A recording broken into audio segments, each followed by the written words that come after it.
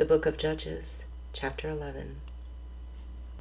Now Jephthah, the Gileadite, was a mighty man of valor, but he was the son of a harlot, and Gilead begot Jephthah.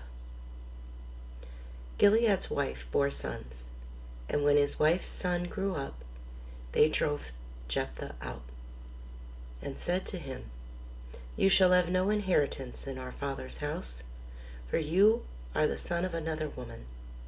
Then Jephthah fled from his brothers and dwelt in the land of Tob, and worthless men banded together with Jephthah and went out raiding with him. It came to pass, after a time, that the people of Ammon made war against Israel. And so it was, when the people of Ammon made war against Israel, that the elders of Gilead went to get Jephthah from the land of Tob. Then they said to Jephthah, "Come and be our commander, that we may fight against the people of Ammon." So Jephthah said to the elders of Gilead, "Did you not hate me and expel me from my father's house? Why have you come to me now, when you are in distress?" And the elders of Gilead said to Jephthah, "That is why we have turned again to you now, that you may go with us and fight against the people of Ammon, and be our head over all the inhabitants of Gilead." So Jephthah said to the elders of Gilead, "If you take me back home to fight against the people of Ammon, and the Lord delivers them to me, shall I be your head?" And the elders of Gilead said to Jephthah, "The Lord will be a witness between us, if we do not do according to your words." Then Jephthah went with the elders of Gilead, and the people made him head and commander over them. And Jephthah spoke all his words before the Lord in Mizpah. Now Jephthah sent messengers to the king of the people of Ammon, saying, "What do you have against me, that you have come to fight against me in my land?" And the king of the people of Ammon answered the messengers of Jephthah, "Because Israel took away my land when they came up out of Egypt, and from the Arnon as far as the Jabbok, and to the Jordan. Now therefore restore those lands peaceably." So Jephthah again sent messengers to the king of the people of Ammon, and said to him, "Thus says Jephthah, Israel did not take away the land of Moab, nor the land of the people of Ammon. For when Israel came up from Egypt, they walked through the wilderness as far as the Red Sea, and came to Kadesh. Then Israel sent messengers to the king of Edom, saying, "Please let me pass through your land." But the king of Edom would not heed, and in like manner they sent to the king of Moab, but he would not consent. So Israel remained in Kadesh, and they went along through the wilderness and bypassed the land of Edom and the land of Moab, came to the east side of the land of Moab, and encamped on the other side of the Arnon. But they did not enter the border of Moab, for the Arnon was the border of Moab. Then Israel sent messengers to Sihon, king of the Amorites, king of Heshbon, and Israel said to him, "Please, let us pass through your land into our place." But Sihon did not trust Israel to pass through his territory. So Sihon gathered all his people together, encamped in Jahaz, and fought against Israel, and they defeated them. Thus Israel gained possession of all the land of the Amorites, who inhabited that country.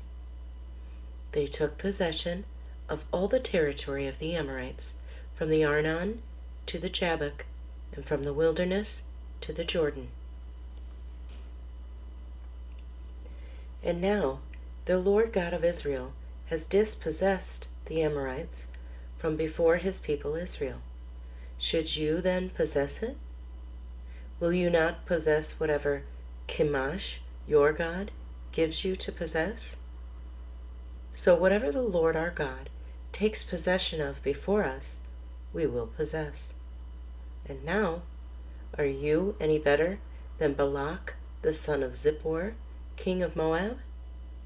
Did he ever strive against Israel? Did he ever fight against them? While Israel dwelt in Heshbon and in its villages, and Aroer as its villages, and in all the cities along the banks of the Arnon, for 300 years. Why did you not recover them within that time? Therefore, I have not sinned against you, but you wronged me by fighting against me.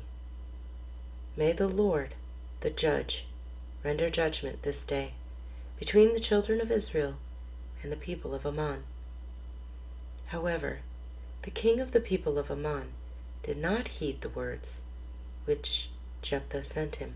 Then the Spirit of the Lord came upon Jephthah, and he passed through Gilead and Manasseh, and passed through Mizpah of Gilead. And from Mizpah of Gilead he advanced toward the people of Ammon.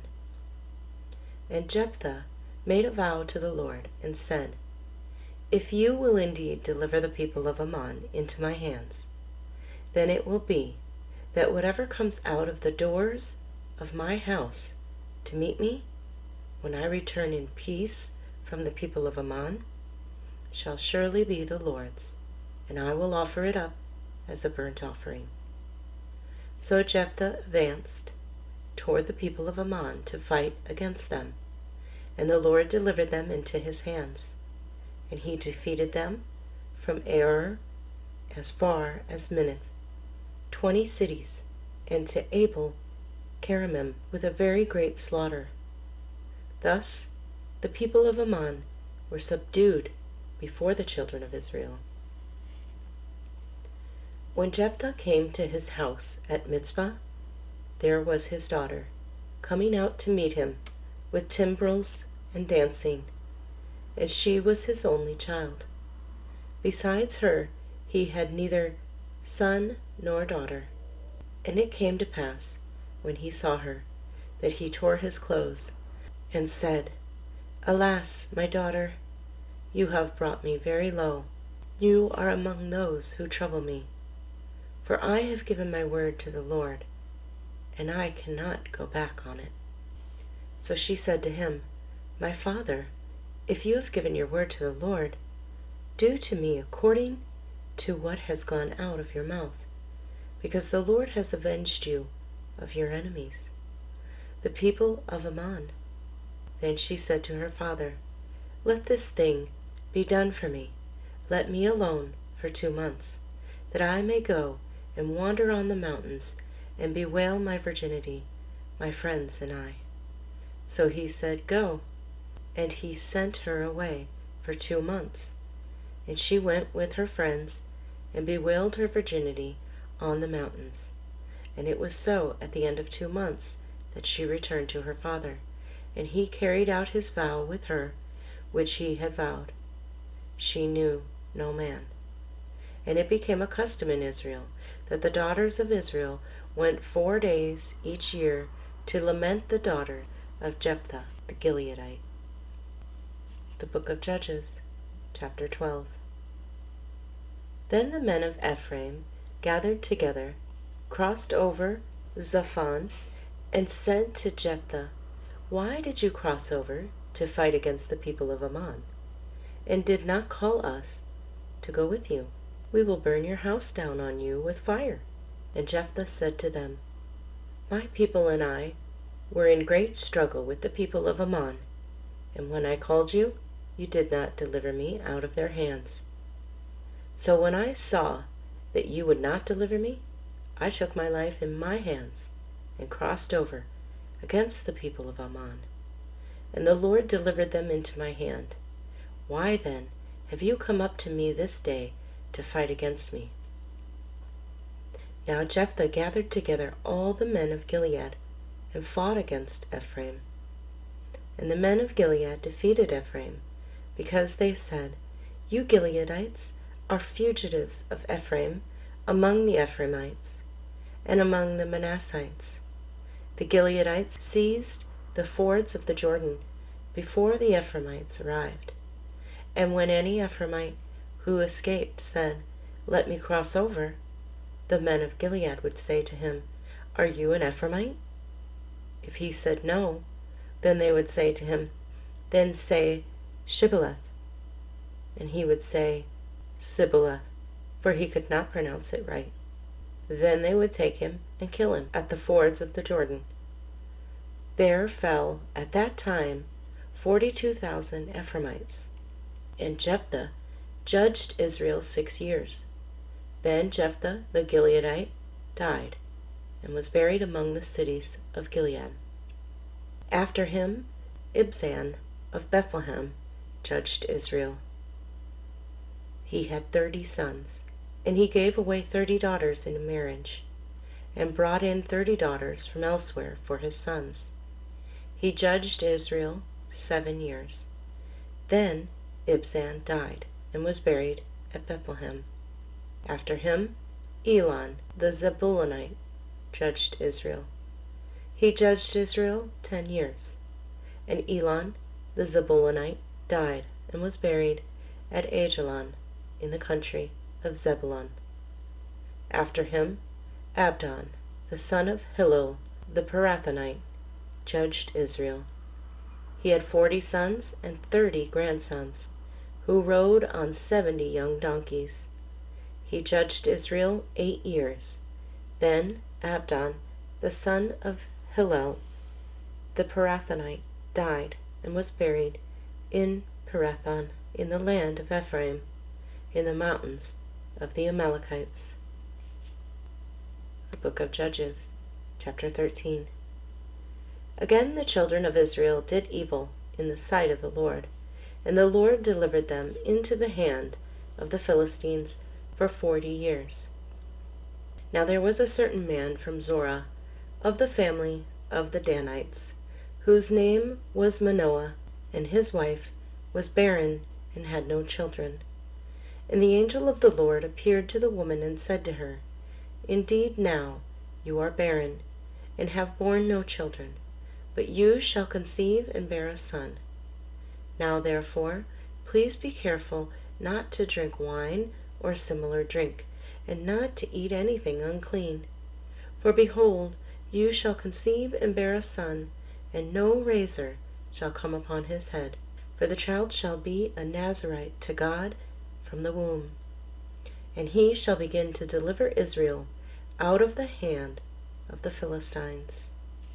So the woman came and told her husband, saying, "A man of God came to me, and his countenance was like the countenance of the angel of God, very awesome.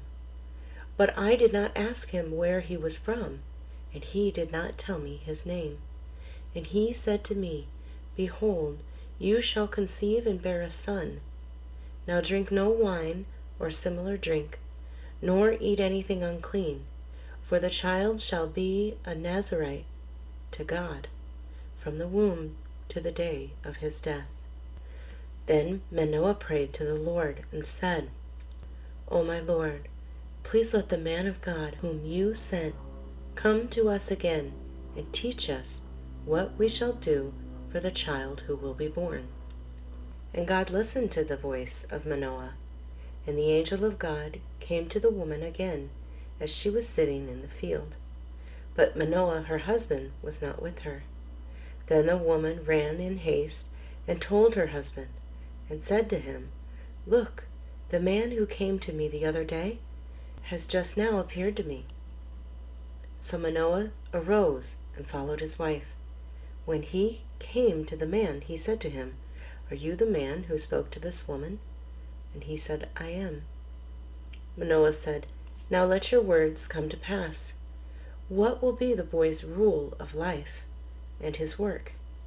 So the angel of the Lord said to Manoah, "Of all that I said to the woman, let her be careful.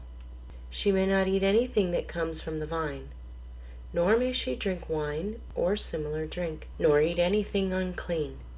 All that I commanded her, let her observe." Then Manoah said to the angel of the Lord, "Please let us detain you, and we will prepare a young goat for you." And the angel of the Lord said to Manoah, "Though you detain me, I will not eat your food. But if you offer a burnt offering, you must offer it to the Lord." For Manoah did not know he was the angel of the Lord. Then Manoah said to the angel of the Lord, "What is your name? That when your words come to pass, we may honor you." And the angel of the Lord said to him, "Why do you ask my name, seeing it is wonderful? Why do you ask my name, seeing it is wonderful?" So Manoah took the young goat with the grain offering and offered it upon the rock to the Lord. And he did a wondrous thing while Manoah and his wife looked on. It happened, as the flame went up toward heaven from the altar, the angel of the Lord ascended in the flame of the altar.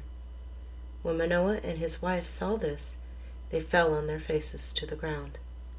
When the angel of the Lord appeared no more to Manoah and his wife, then Manoah knew that he was the angel of the Lord. And Manoah said to his wife, "We shall surely die, because we have seen God."